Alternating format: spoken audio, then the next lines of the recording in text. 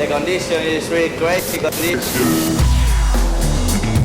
And that shouldn't give away the whole secret to professional windsurfing. Matteo Iachino giving Antoine elbow the run for his body. Here we go. What a finish. The guy is kind of talking bullshit. The team's just got to work a little harder. Welcome to the Windsurfing Podcast, back again for episode 47. And this week we have an absolute legend of the industry. We talk about the early 80s where he was a rider, come shaper. We talk about his early beginnings with drops, boards and commuting between Italy and Maui. Yeah, a little bit of a clue there. We talk about his good friend Sven Rasmussen. We also talk about how he nearly burnt his parents' house down. Yes, exactly. You'll have to listen to the podcast. We talk about when he signed one of the biggest names in the sport and the effects it had on his brand. He also gives his motto for life, which is follow your passion, which I don't think we could get any better advice from that. Who is it? Well, it is, of course, Roberto Ricci. The man, the myth, the legend, Roberto Ricci. Welcome to the Windsurfing Podcast. How are you guys doing? Good, good. Yourself? See, you're in beautiful Tuscany, sunny. Cold Tuscany today, and it's about 6 degrees outside, flat, no wind. So just time to kind of, meditate and work and get things together before the season starts. But it's a beautiful time. This week was wonderful. We had like a little breeze couple of days. I was able to go out foiling, and couple of days of strong wind last weekend. Nice, like about 18, 20 knots, so can't complain. Testing, different material, especially winter wetsuits. But Yeah. Time of the year because I'm always in Cape Town, so... Yeah, that's a little complicated these days, for sure. Yeah. And so wind foiling, winging, what's your favorite these days? Yeah, right now it's all about winging for me.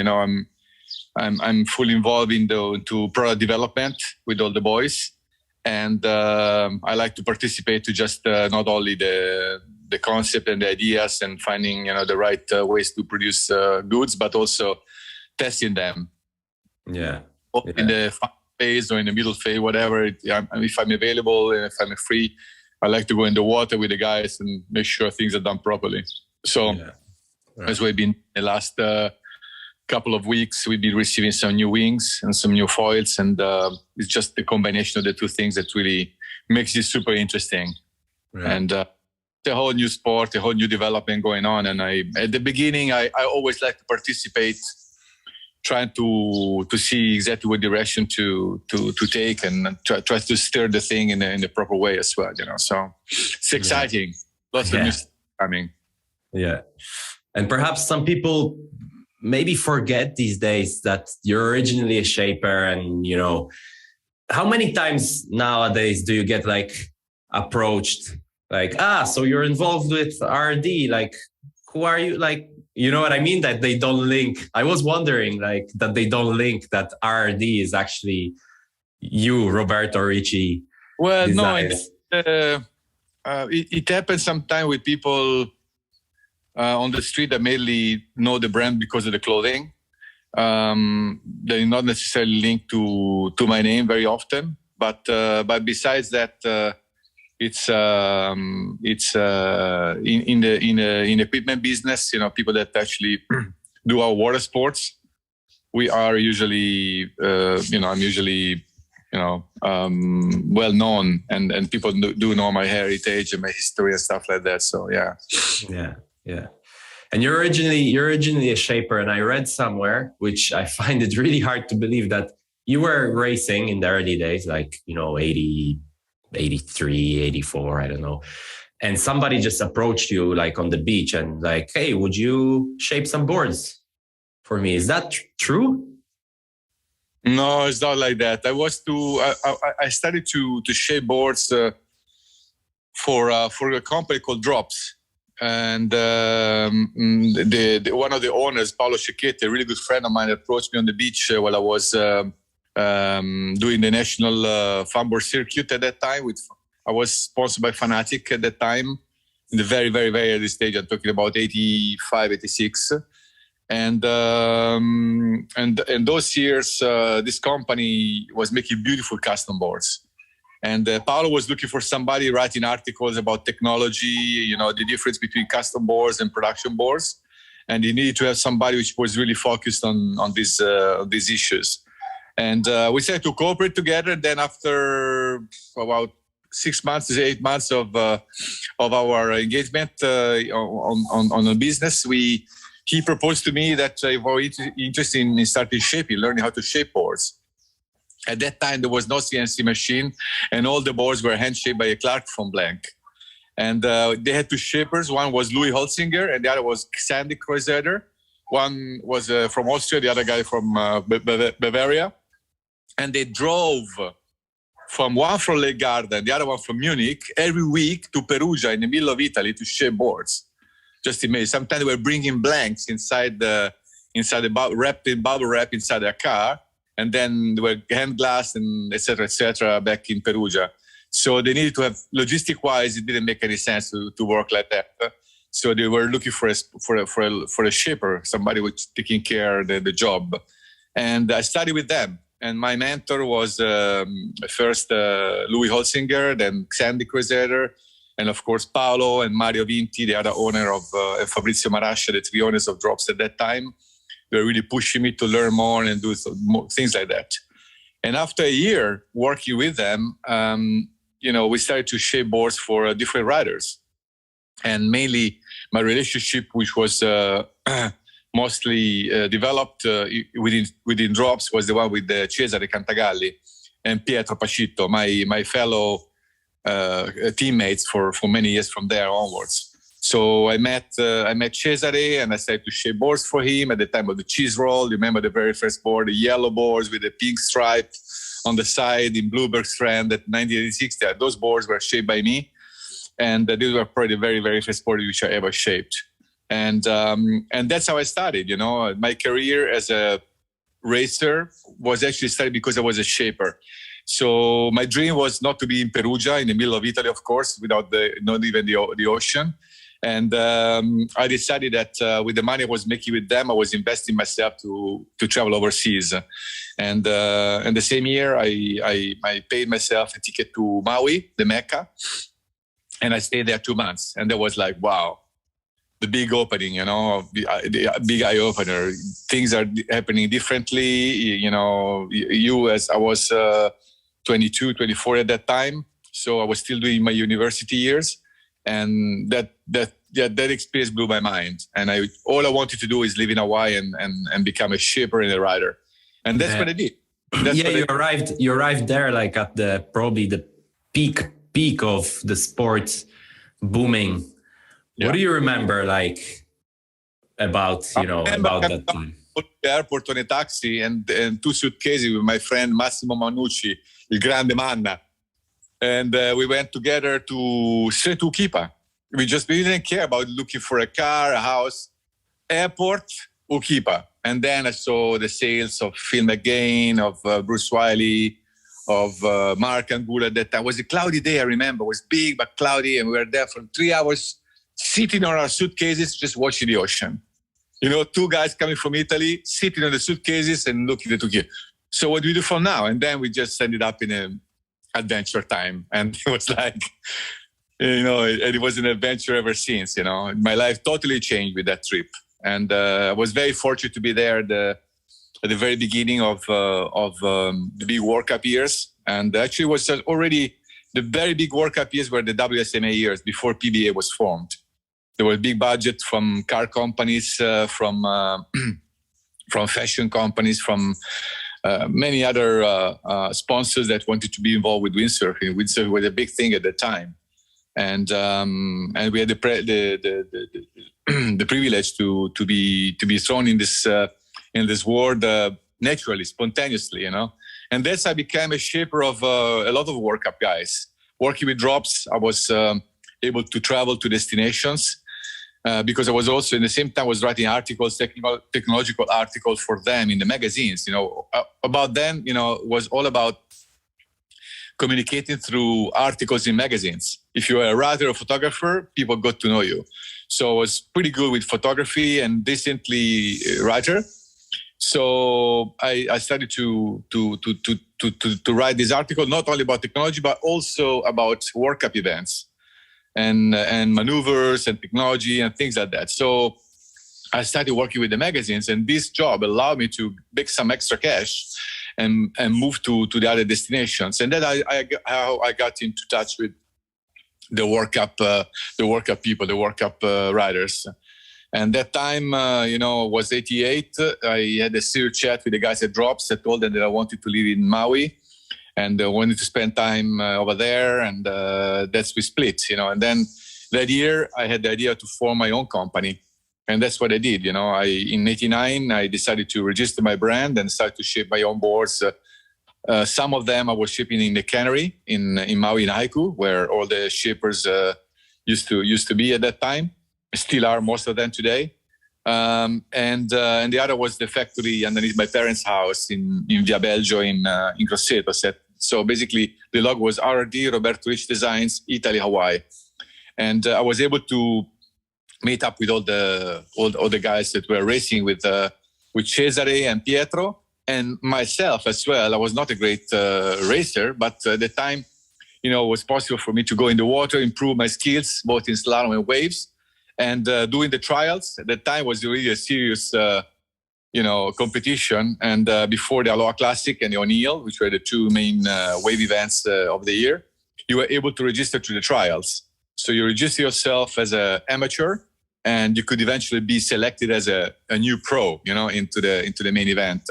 And that's what I did, many trials and the waves I could never make it through. And then one time I did it in a slalom, and then one more time I did it in the waves. And wow, I was able to be part of the big family.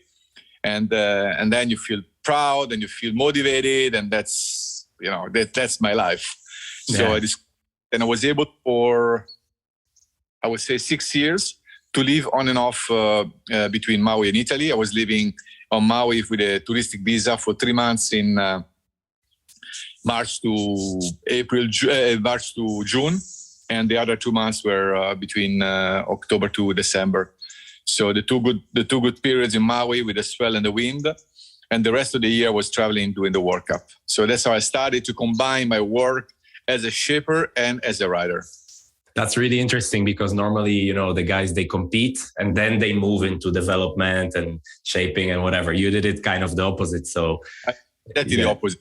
Yeah. And you said somewhere that at one point you hand shaped like 400 or 500 boards a year. I mean, that's a lot of boards.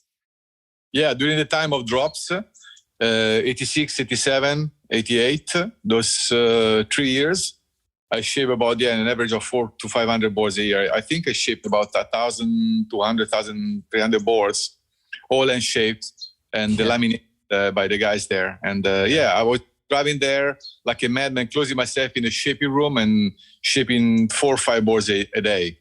And that was fun. There was a lot of fun because we could experiment different shapes, different concaves, raised shapes, and you learn about how to replicate that, and you learn how to draw the lines on the blank and to use different tools. And every shaper has his own gimmicks, or own secrets how to become more precise, with your eyes. And that really helps you out to form your ideas about how shape should be done and technology.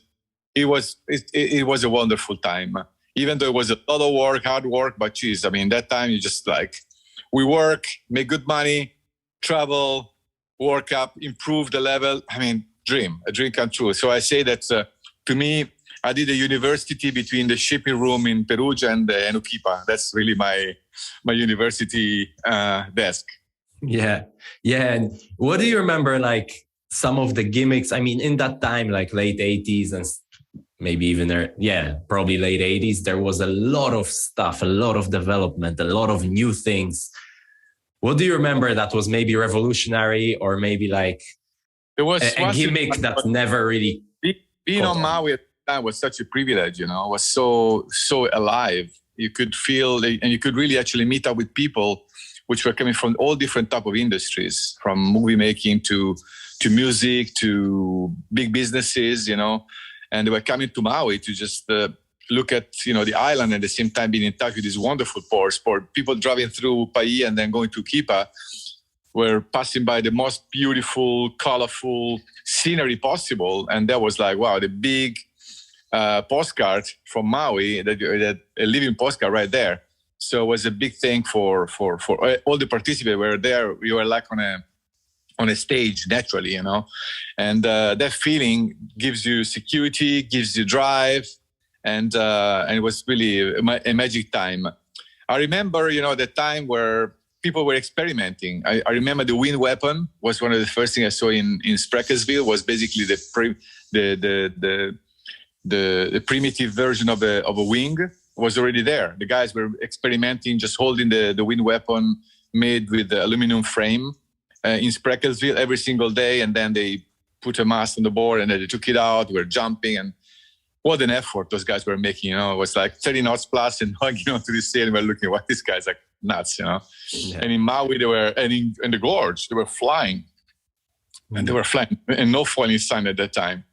And then Mike Tinkler came along that was 87, and then with this, flexi tail boards, he was coming there with his little magic tool. He was actually cutting through the Clark foam and learning the magic things that Mike was doing, trying to make the variable rocker of the boards. And it was just all about this, meeting people from different parts of the world and learning. And then one day I remember Pietro was shipping boards for him in Italy and in Maui. And at that time, it was only EPS core, styrofoam, and carbon or glass or the primitive. PVC was not existing yet, where just sandwiches didn't exist. And then one day Pietro comes up to me and says, "Hey man, I just ordered one board from Mangulo. And that's a sandwich board." "What do you mean, a sandwich board? What is that?" "Well, some guys coming from New Zealand and making this sandwich course on top of the board." I said, "Wow, I never heard about that. I don't believe you." And he actually picked up the board after like 10 days and came there. It was like as light as a feather and strong as a rock.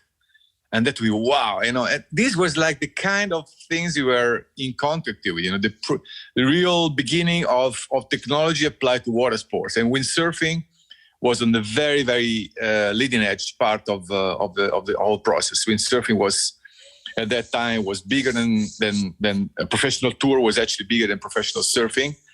And we were just like, living on a different level. It was fun. It was exciting. It was mind-blowing. Was very, very, very fortunate to be part of that moment. Yeah.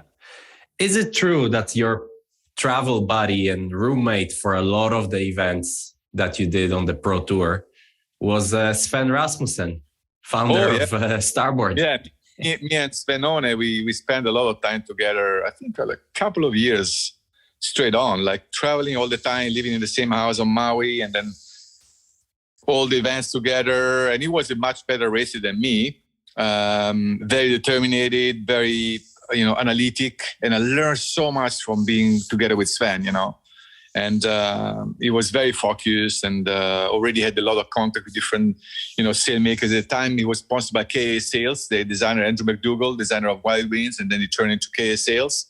So we were working the scenes together and on boards together. I was shipping boards for Sven. He was working for AHD at that time. So I developed a line of boards through Sven for AHD.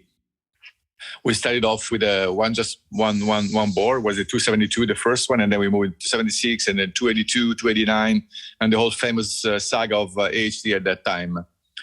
And then one day, Sven calls me up and say, "Man, he's like, I found this place in Batam, in Indonesia, where they're making these boards from Strapper, the boards of Jason Polacco. Roberto, you gotta come here and check out what's happening." And then, it was like, we can make production boards. And he always had this idea of making his own factory, his own board brand. And I already had one because it was custom boards R&D, of course.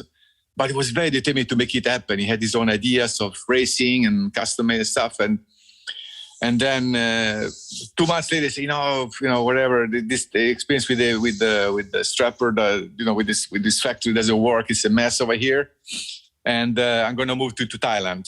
And then he got into touch with Olivier Schnerber, the whole Cobra gig. At that time, I remember I was working with Sven, and he actually, before Starboard, actually named the company Watercooled. The very first show that Sven ever did was with me in Munich at the ISPO, and he was showing 4 water-cooled boards, 2 of which I shaped, and then I was showing my 4 RRD boards on the other side, and we were like teammates and buddies, and we're helping each other to grow and find the right place to build boards. Then he went off to Thailand, never heard from him for a while. And that was until a year later that Olivier Schnerb, which is the CTO of Cobra, the Chief Technical Engineer Officer of Cobra, called me up and said, we know about your brand. You're developing really good boards and really good pipe on the market. People are talking about you. Would you be interested in coming over to see what we're doing in Thailand? And I went off to Thailand and was like, wow, the biggest custom-made factory ever. They were able to pop out about 100, 150 boards per day, all handmade, polished, with beautiful carbon fins, with all you want to. And it was like, wow. And then we rejoined with Sven, and both of us like always discussing about how to make our companies grow, And Sven was a really, really good friend for still is. Whenever there's important issues to be discussed, we call each other, and we touch base, and we had a long path and long university years together on the water and the world tour. It was really fun, really a lot of fun. I was about to ask, how is it today? When you guys are competitors, I mean, both your companies are huge.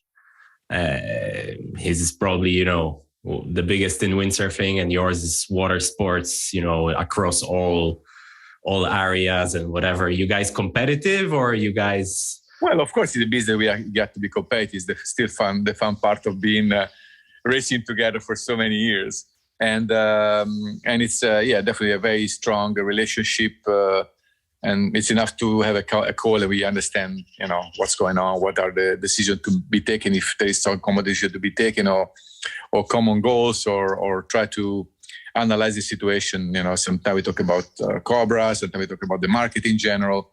We don't touch base. Lately, I heard from him about a year ago. But whenever, we see each other, we talk, it's full on.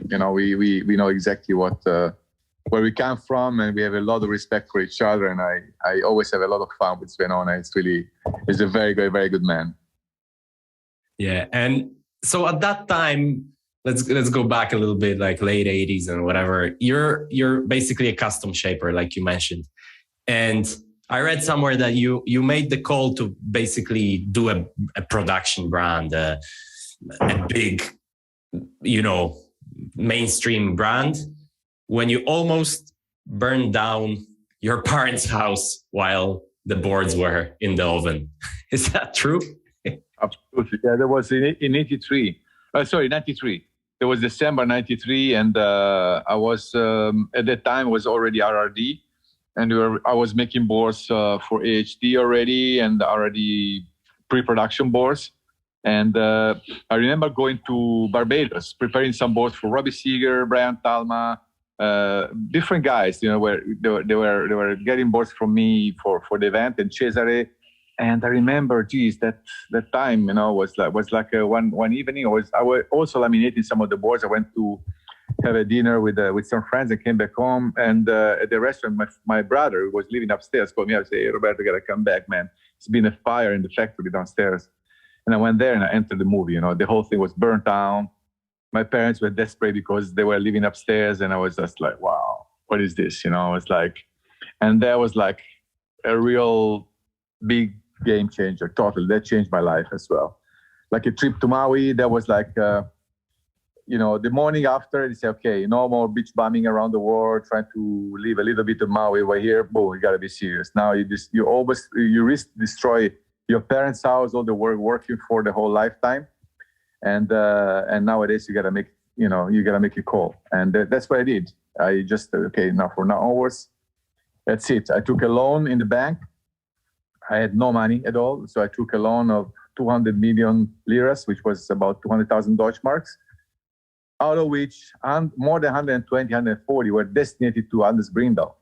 I said, okay, you got to make an impact on the market. Otherwise, no, who knows Roberto Ricci, a few custom boards here and there. You got to make, the big call. And that time, Anders was still sponsored by Copello. And like the phoenix comes out of the ashes, I had a call from my friend Manu Bertin, which at that time was his coach and mental, a technical and mental preparator of Anders, and called me up and said, yeah, we tried some of your boards. We love them. Can you ship all the boards for him for the World Cup Tour this year? That's what I did. All 94, sorry. I was working with Anders and Manu to prepare all his prototypes. And at the end of 94, I decided to sponsor Anders. And with this loan in my head, I already had prepared everything. I remember I restudied the whole factory, about 40,000 Deutschmark, to just repaint it, make the electrical cabling, and buy some machines and tools to make sure that I had the factory going on again.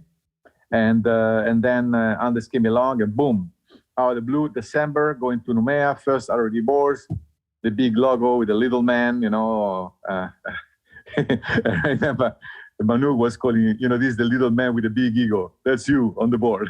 It was fun to actually went through this process of interpretation of my personality, my desire to make something, that could make an impact. And we're so lucky, because what happened is that Bjorn lost all his boards at the arrival in Numea in New Caledonia. So he had a few boards to race on, and was kind of, half organized and was just scrappy.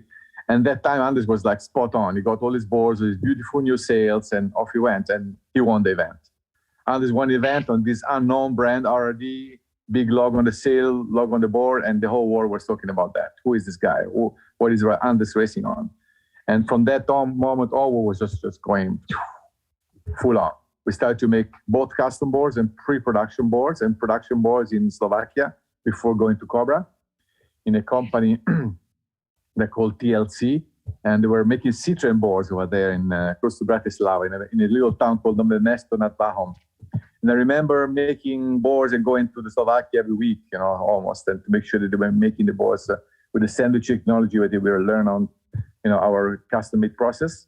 And it was a tough years, because it was not easy to make boards at that time with that technology. We really wanted to make a custom boards for production.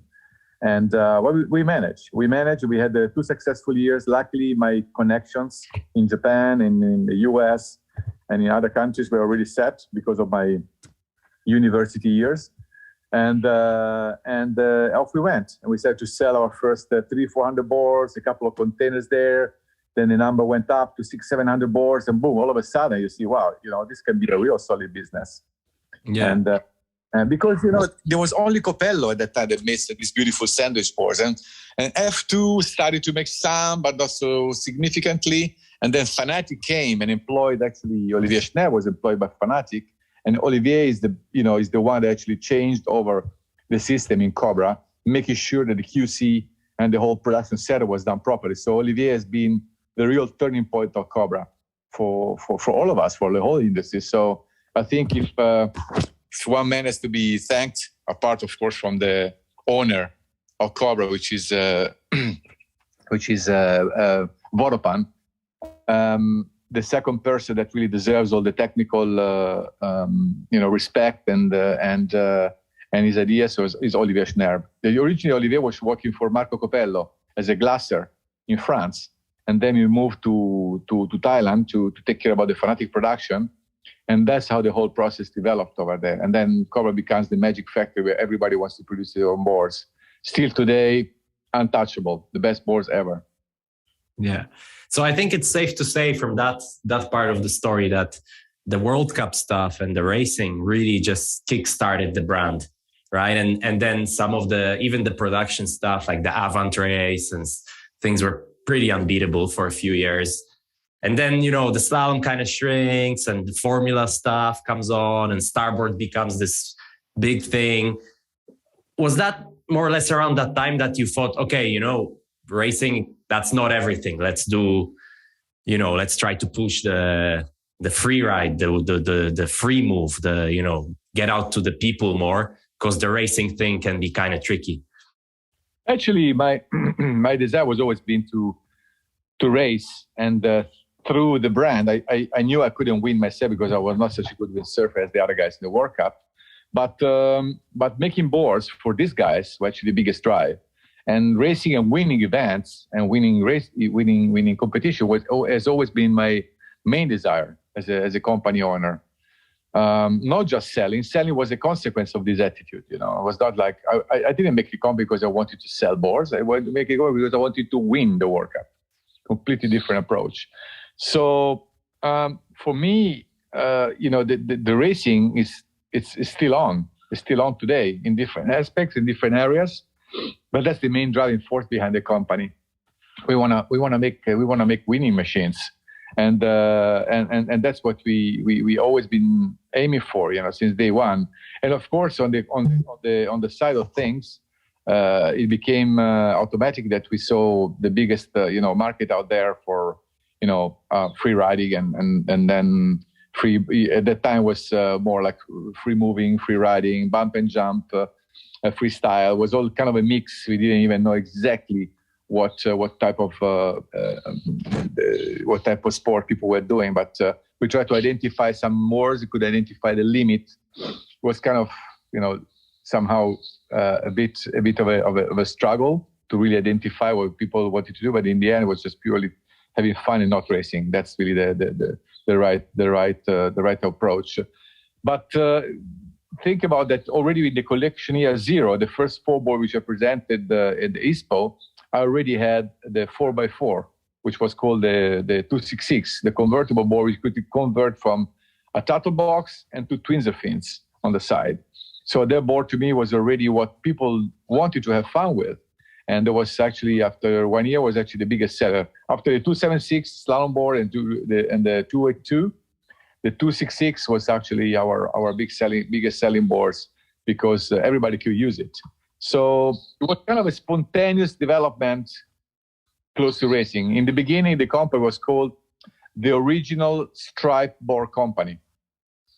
On all the cars that I had there, because we came with the idea to make this racing stripes, racing stripe cars, and that was a big thing, on the market. Nobody had thought about that, and it was really an iconic look, which stayed in the line for quite a few years.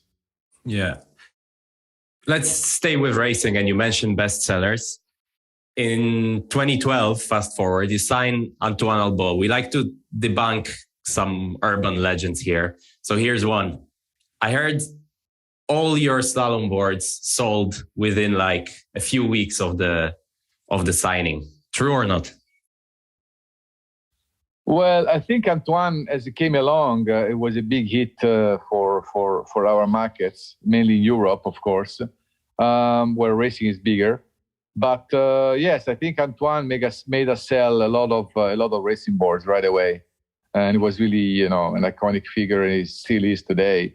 So it really helped us. But I can't really say that he made us sell all the boards right away after the first 6 months. I think it took about a year to a year and a half to have a racer like him to really help out to the belief and the credibility, to the special slalom program and racing program.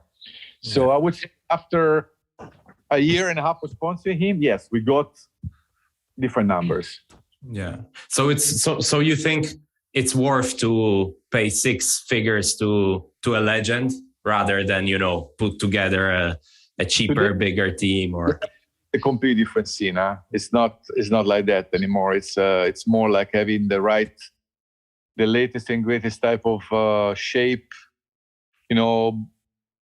hands down proven to be better than the others eventually, which is really hard because there's a lot of good boards out there, a lot of good sales in the market, and it's very hard to. So you really have to combine a good rider, a good shape, everything. It's not just one thing. And you see it. It is not like a dominance any longer in the World Tour, or just one man that just dominates.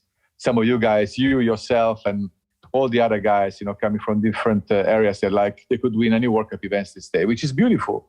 which is really what the sports wants to see. Having a total dominance from Bjorn and Anders for so many years, and then from Antoine for so many other years. It's never that good, for that long time. It's good to see newcomers kicking the butts of the heroes and then changing and then motivating people to do better. And that's what always been missing in windsurfing, So for that period, you had a really, really great racing team. I mean, Antoine, Finian on the, the product development side, and also Racing Great, Julien Cantel, young Enrico Marotti, Bruno Martini, a few more. How do you go from that to basically not having a racer on the tour in 21, 22? Yeah, it's a matter of concentration. We don't have the resources and the desire, and we make all our custom boards in our little factory here in Costello. It's only 2 guys, and if we give support to the development of a project like that, it would take almost half of the time of the complete product development center here to concentrate in racing. And looking at the numbers that we have today in racing and the ruling, which is nowadays happening with PWA and the rules and the whole setup, I decided to basically pull out from total development and total focus on pure racing only, just making some prototypes during the season, 4, 5, 6 boards once in a while. We just test them out. We keep on testing and developing, especially the mid wind board and the light wind board, not so much the high wind boards. But honestly, we wanted to focus more on other things, on other sports, mainly foiling today. So we took all the effort of the company and we focused on wind foil, left behind the racing part of things, because we really didn't think there was such a need or urgent need to actually make new competitive or more competitive boards than what we had. I think our boards that we have today are still very competitive. So selling boards for the World Tour is enough to have the range that we have been developing all these years with all these guys. So, yeah. And honestly, I actually discussed this quite extensively with Andrea Rosati before last year, and then with Arnon until 2 years ago, until he was with us. And I think the PWA should do an important step to kind of reform more of an interesting, let's say, testing platform for brands. You either install a system of measurer that are really measuring both sails and bores, and you're really sure that the rules applied to the measuring system are correct, and there are no cheaters, and or you just totally open it up to custom making, which I think should be the right time to do something like that.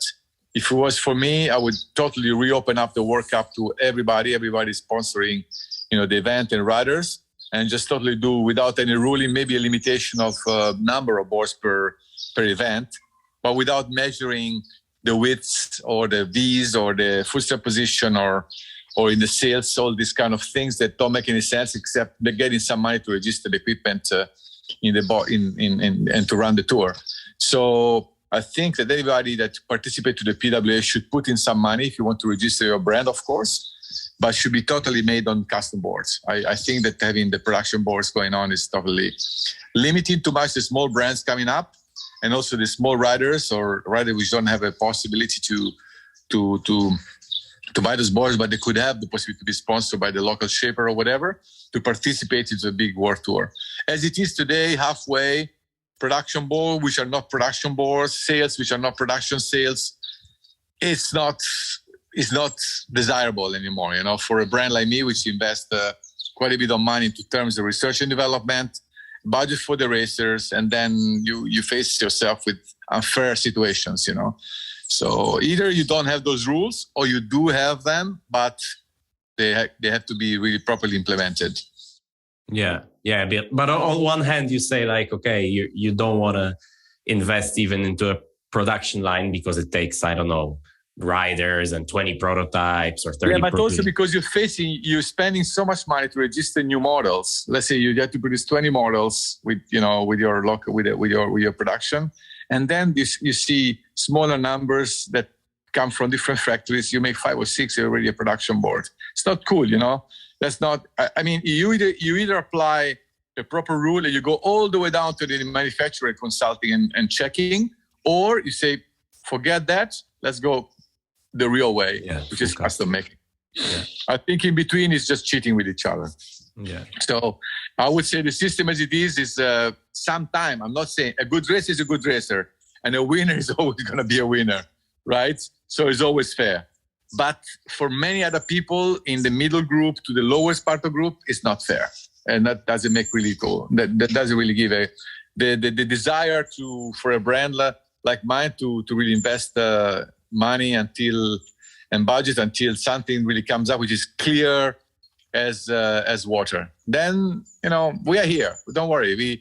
We're going to keep making custom boards and all production boards, depending if the tour wants to go one way or the other, because windsurfing is still, to me, the number one water sports. We come from there. We love windsurfing. We are all windsurfers by heart.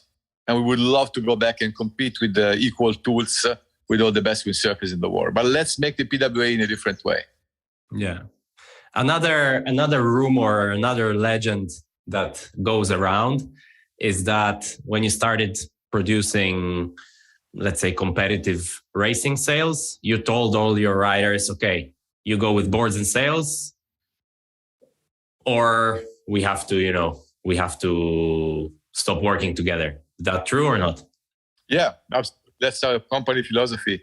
We want to be part of a team of people and which keep the expertise in the same house. And our company is all about making all water sports products. You know, the world is so small, and even the water sports world is so small in terms of technology and designers. We know each other, and I'm sure with a good group of people and team riders, we could really share much more ideas and keep this know-how within ourselves rather than just spreading it to others. But were you surprised that a guy like, you know, a 45-year-old Antoine Albo or a 40-year Arnaud Dagan were not interested in developing from, at that time your racing sales, they didn't have any resume behind them. They didn't have, it was a startup project, right? It was something that would take a few years to develop. And then they have, relationships with Neil Pride that were, I don't know, Antoine's is probably 25 years old or 30 years old, his relationship with Neil Pride. Were you surprised that they were not really interested? No, I mean, we sponsored Antoine, and it was actually the only exception because at that time we sponsored Antoine, we didn't make sales yet, so not racing sales. So we definitely wanted to win the World Cup, and it could take all, our investment into the right direction. So of course, at that time, there was no conflict between sponsoring somebody with racing sales. Could be a mandatory thing, I think we waited until 2-3 years. The answer was with us. We built up the image of racing even further, and then we started to make sales. At that time, Antoine was still with us. I think Antoine stayed with us for 6 years, if I remember well. 6 or 7, we won about 6 or 7 championships with him. And then we decided to go with John Sky and develop the whole sail line, And that time we decided to talk to Rade, which would be interested to work with our windsurf sales. And that was it, And that was the call was based on this thing to really make sure that the whole know-how about sail making interfering with board designs could be staying in-house. And I wanted to really portray and invest money on that level.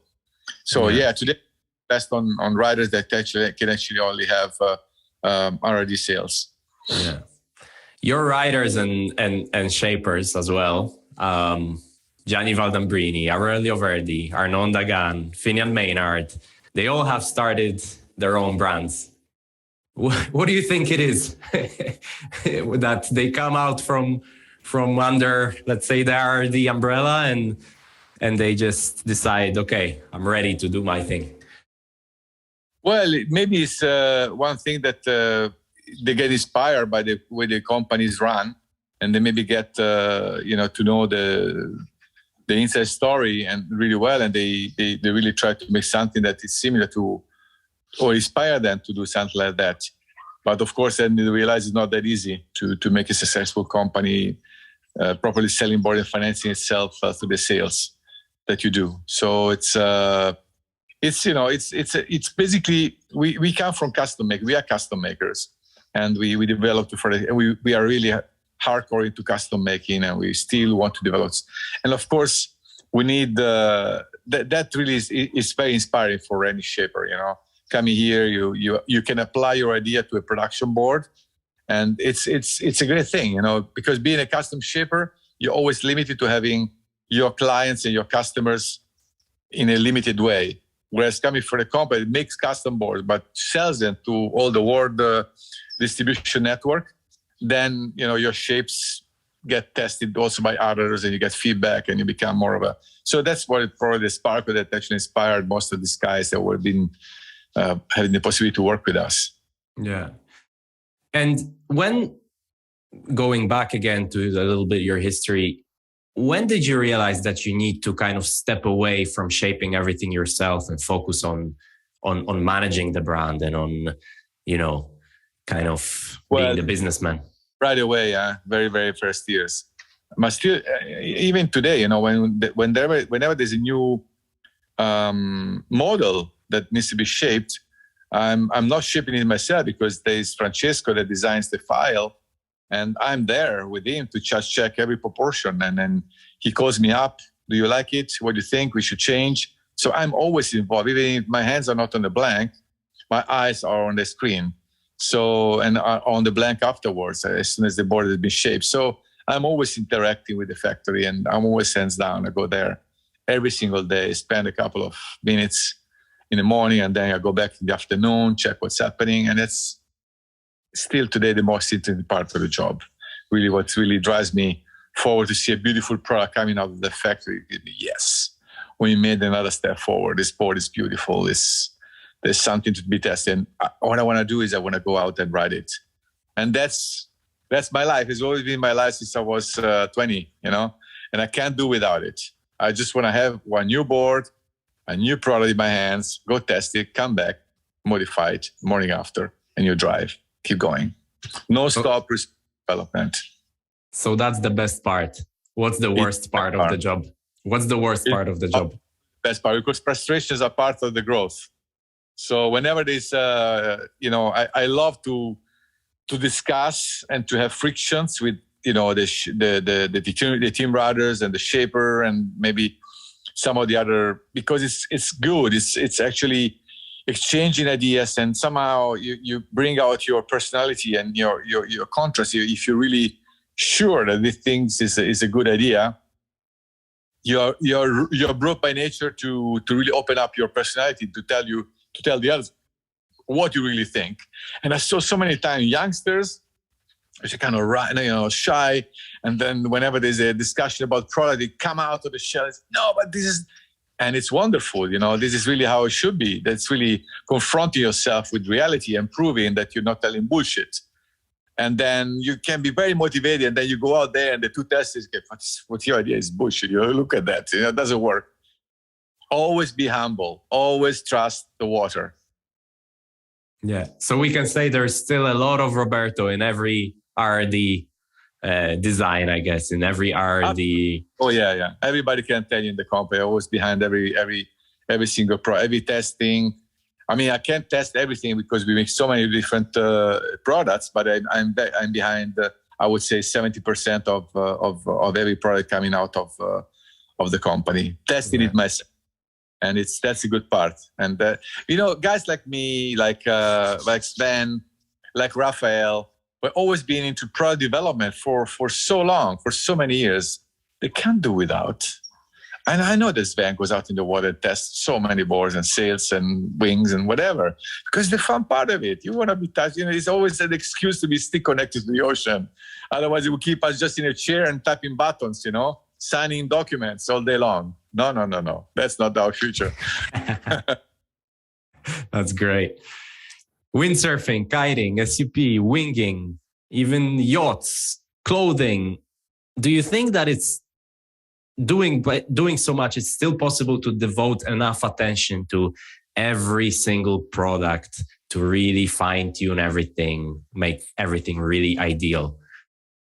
It's a matter of experience and delegation be able to manage and delegate the work to the right people. That's all about, in the end, there's no secret to managing the company rather than just really delegating the job and managing the people doing the work on your behalf.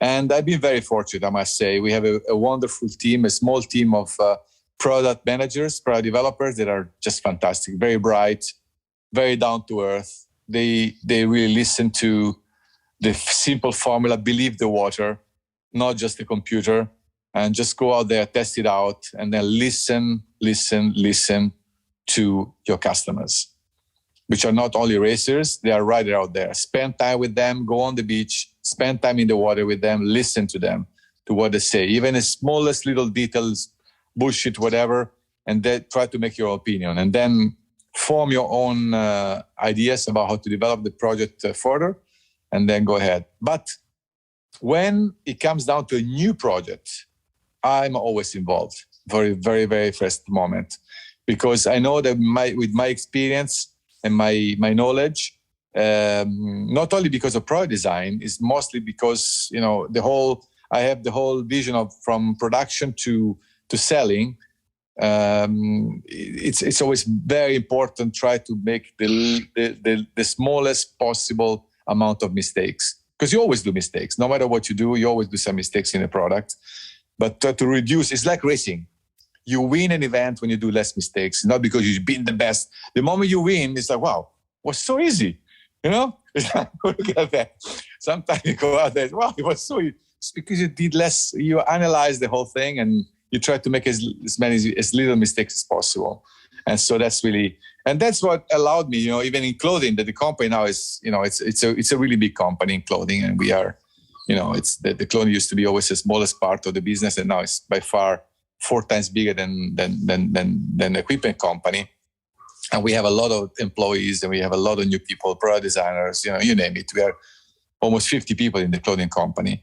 And to manage that, you need my partner, and it's a great CEO and a great product designer, and just involved there with marketing, with the concept of the company, with the organization. I can't be part of designing every jacket, every pair of board shorts, or every pair of pants, or knitwear or dress for women. I can be, but you delegate the job and you supervise the job properly. That's what what company owners and managers should do. So I don't think I'm a good manager by the academic word, but I'm the manager of my company, which I learned through the process of making the company happen rather than just studying on the books. Still remember, my desk is in Ukipa. When you see those rocks on the left-hand side, those are my sitting chairs looking at the teacher. The teacher was the ocean right in front. Yeah. So what would be your biggest, let's say, what would you tell a young Roberto that was starting, shaping boards? What would you be like your biggest lesson of those 26, 7, 8 years, or however much the brand is? Yeah, I would say just follow your passion. Passion is the biggest driving force I ever had.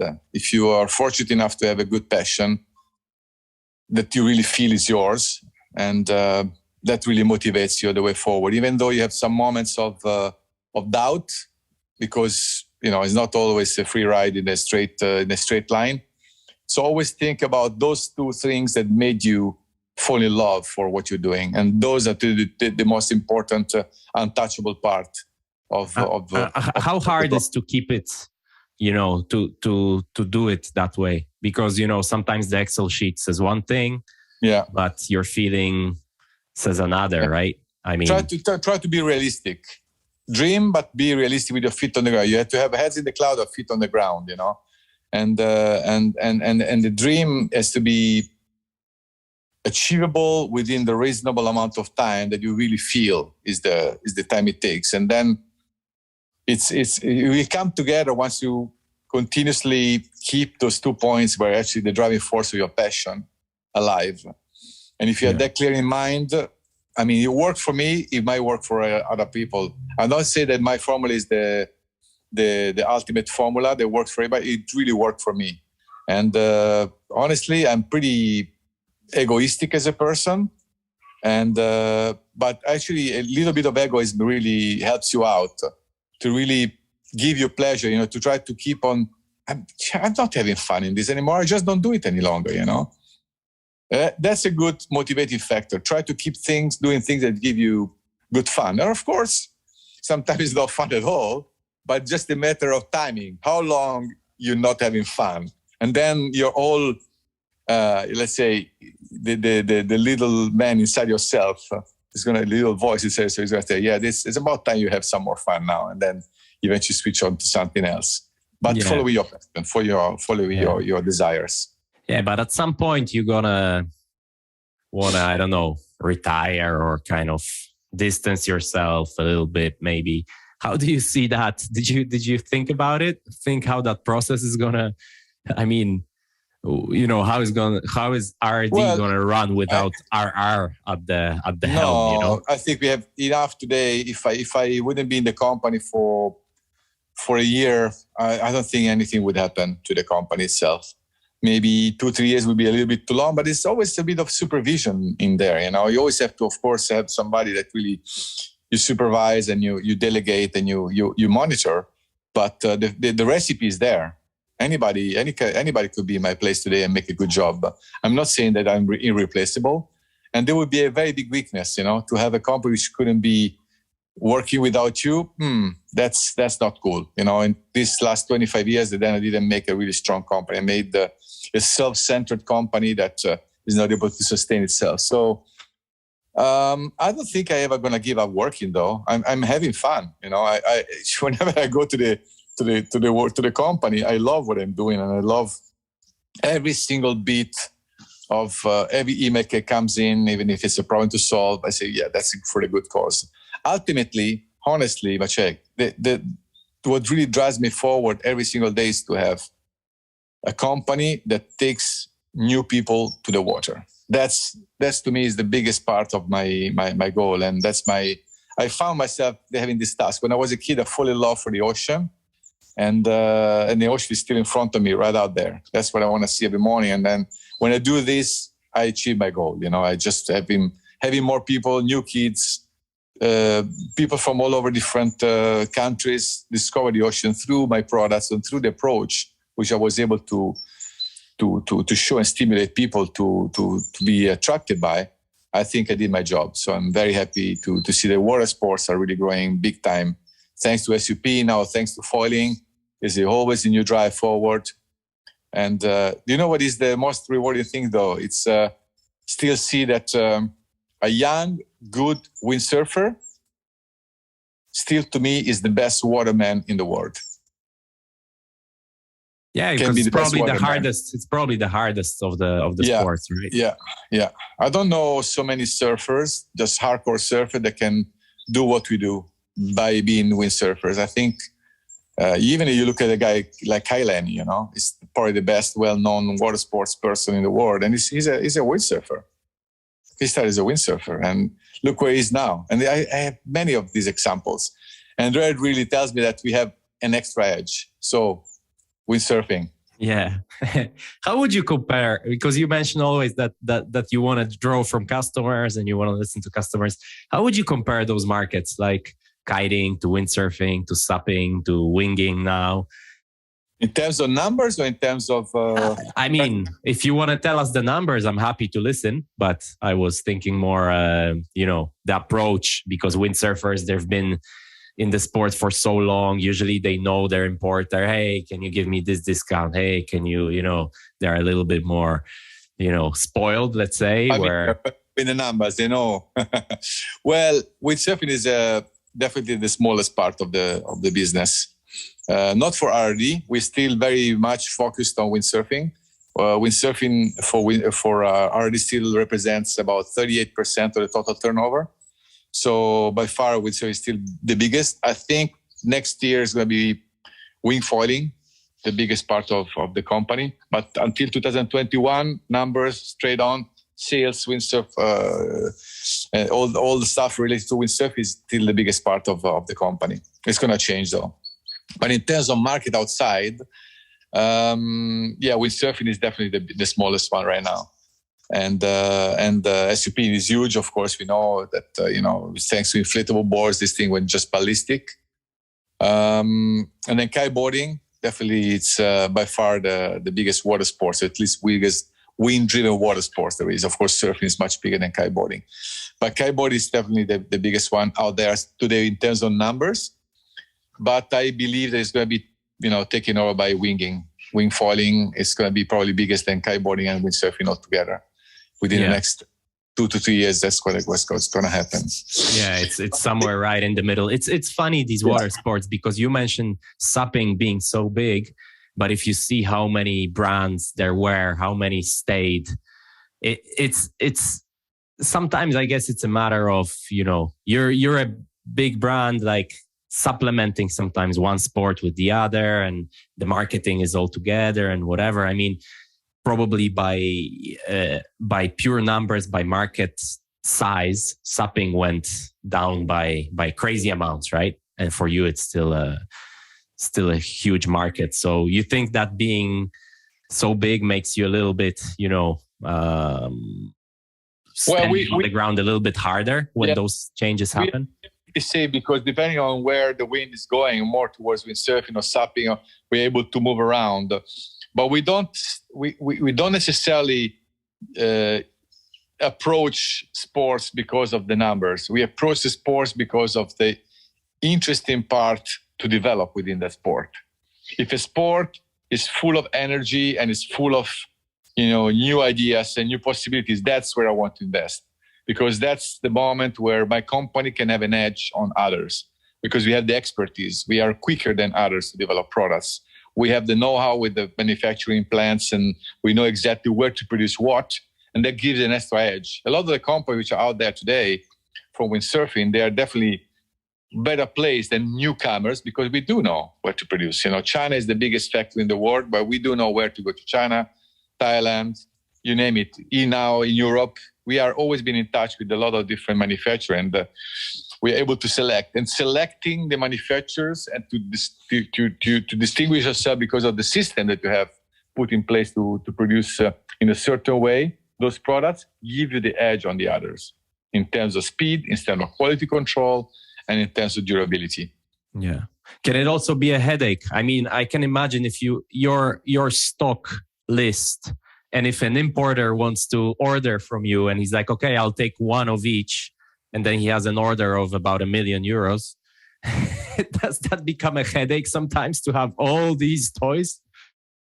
No, it's quite easy. You just first of all, we have a long lifetime cycle on the products, which are less. You really have less need to renew, for example.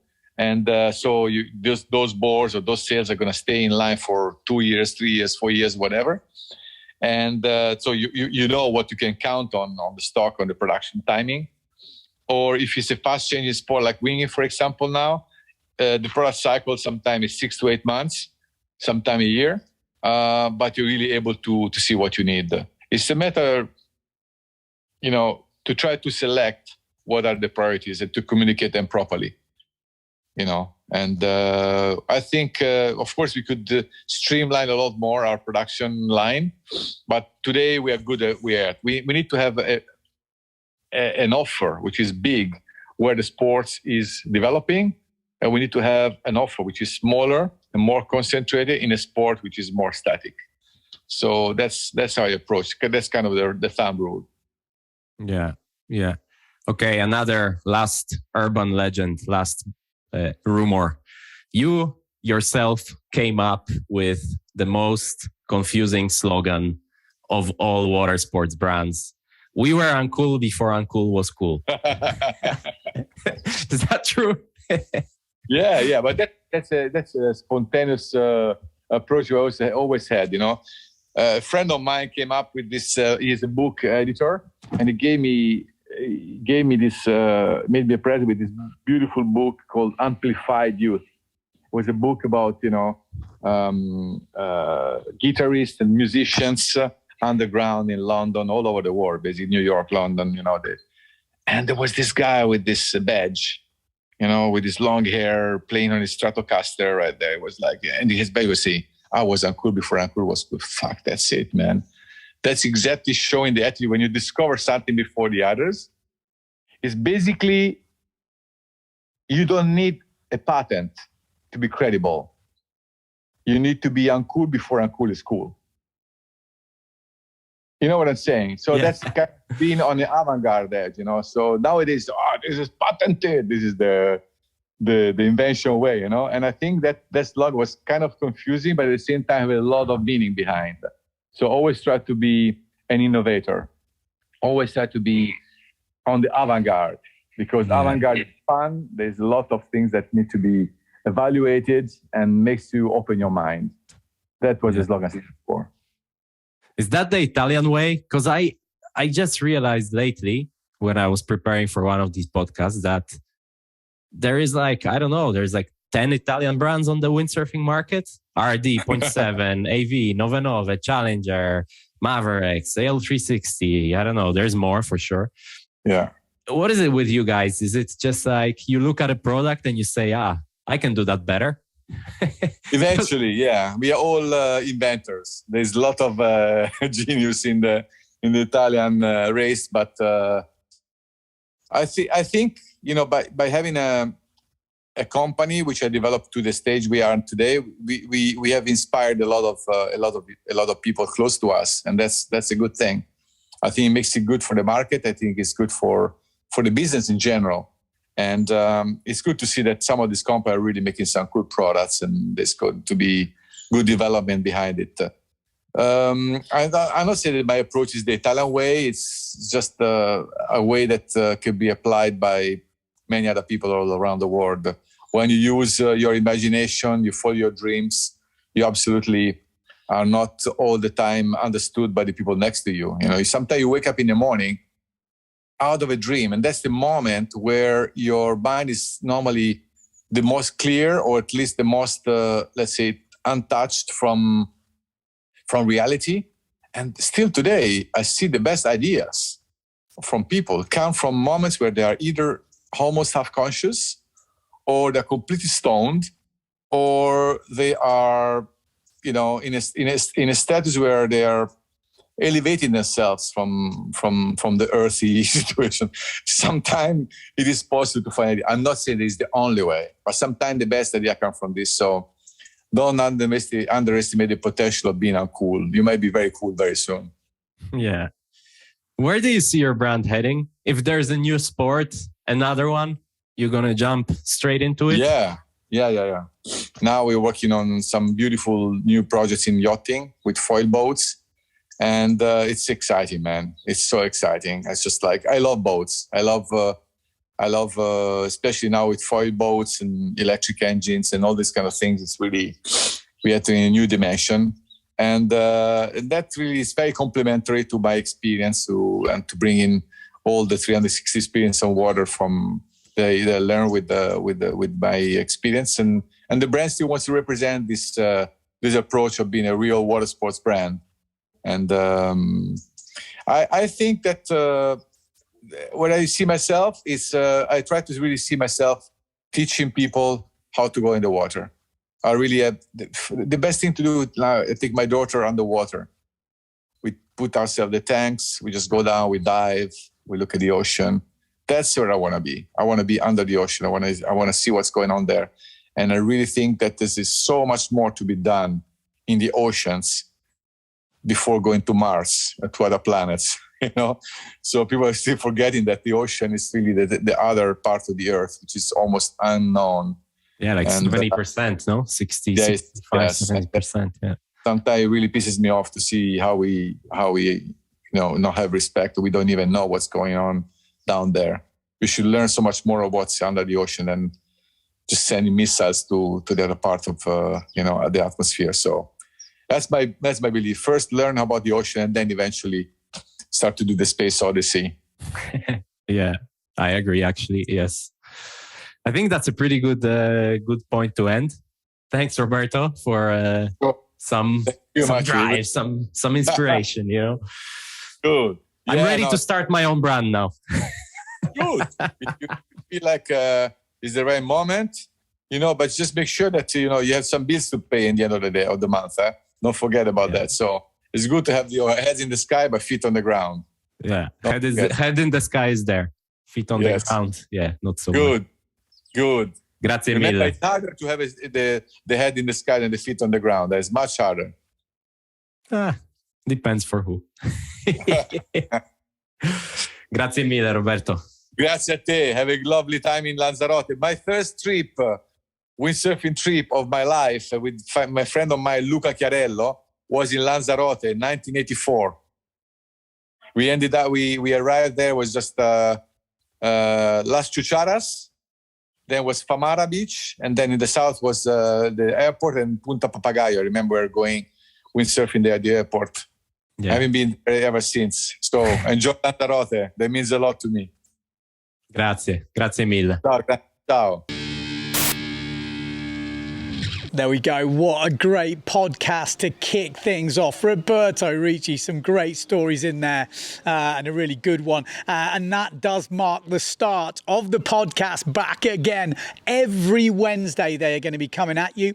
To name a few that we've already got in the bank, Bruce Wiley, main man behind Cobra, the biggest production board factory in the world. We talk Jordi Vonk, up-and-coming racer, just had kids. Lots of interesting stuff there between him and Maciek. And we've also got the legend that is Bjorn Dunkerbeck. So stay tuned to the channel. If you don't want to miss a podcast, subscribe. And if you like the podcast, give it a thumbs up, like, and let us know in the comments below.